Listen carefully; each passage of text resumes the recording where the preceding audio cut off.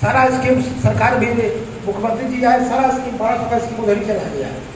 तो हम लोग चाहते हैं कि हसपुरा को भी कुछ मिले। हमें जो दिखता है वो हम करा रहे हैं। आप सुझाव दीजिएगा तो और कराएंगे, आप सुझाव नहीं देते।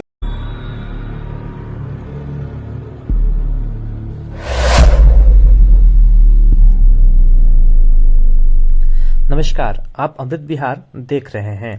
2005 से हमीद नगर पुनपुन बराज परियोजना अधर में लटका हुआ है, लेकिन इन दिनों अधिकारियों की गतिविधियों को देखते हुए यह अनुमान लगाया जा रहा है कि अब इस परियोजना के मुक्ति का समय आ गया है।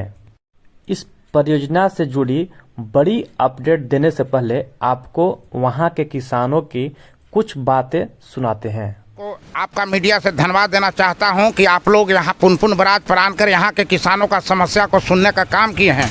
आपसे निवेदन है कि जब से पुनपुन बराज हुआ यहाँ के किसानों का ज़मीन चला गया, मुआवजा नहीं मिला। NTPC रेट औरंगाबाद में किसानों का बहुत हाई रेट मिला है और यहाँ का किसानों को 2200 रुपये डिसमिल मिला है। 700 रुपये से 2200 डिसमिल लास्ट हुआ है। इधर गेट गिरा के किसान को मुआवजा जा रहा है और इधर पानी बिना मर रहा है कि हम लोग को मुआवजा चाहिए NTPC के रेट से। यहाँ के विस्थापित तो नदी किनारे पूरा गरीब का झोपड़ी रहता था, उसी में ज़िंदगी जीवन यापन करता था। पुनपुन बराज बनने से सब गरीब मर गया। कोई कहाँ पेड़ तर है, कोई कहीं भाग गया। उन लोग को नहीं मकान मिला, नहीं यहाँ के किसानों को उचित मुआवजा मिला, नहीं पुनपुन बराज पूरा हुआ 20 साल में नहीं अभी तक। और नहीं इस पुनपुन बराज से औरंगाबाद जिला के कुछ हिस्सा पड़ता, जहानाबाद जिला पड़ता, कुछ पटना जिला पड़ता। किसान भी मर रहा है और यहाँ का किसान का खेती चला गया, मुआवजा भी उचित नहीं मिला। लेकिन हम लोग के उचित मुआवजा दीजिए, यहाँ के विस्थापितों को मकान दीजिए, रोजगार यहाँ जिनको जरूरी है उनको रोजगार दीजिए।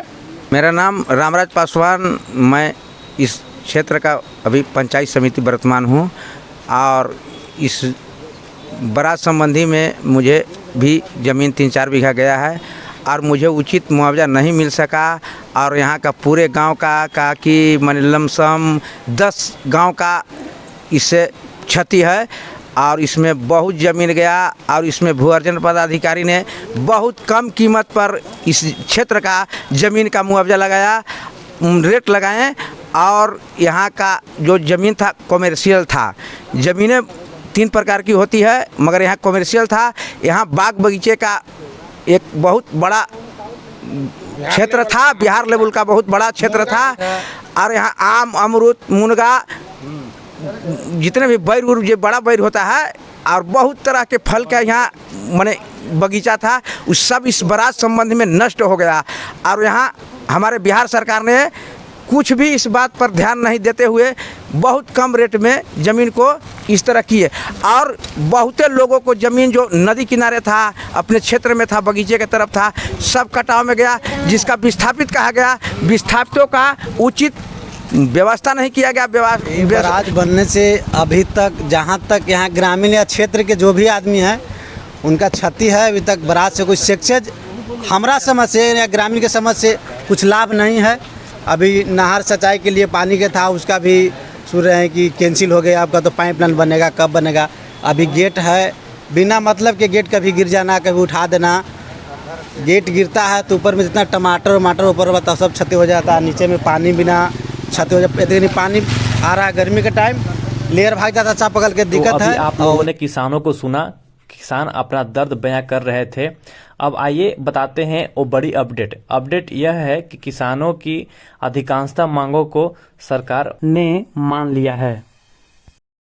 परियोजना से जुड़ी 2-3 बिंदु जो मुख्य रूप से चर्चा में रही, उसमें पहला जो था बकास जमीन को रैयतीकरण कर उचित मुआवजा देना।